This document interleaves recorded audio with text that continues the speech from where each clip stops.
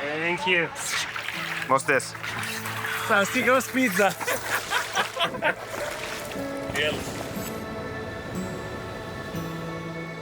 Seagrass is the lungs of the sea. Bubbles from the leaves of the seagrass provide oxygen for marine life.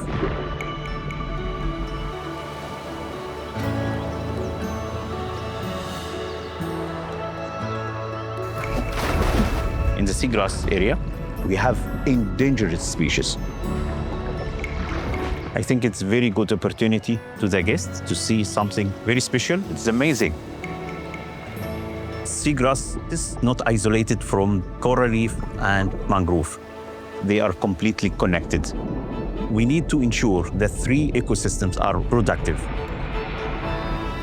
The idea is to transplant tropical seagrasses from impacting spots to safe habitats to help this critical ecosystem.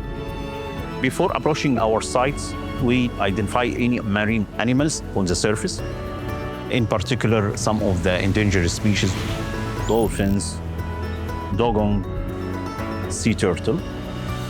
Probably it's an hawksbill. It's just there surfacing. Yeah, I think we have a visual. It is turtle.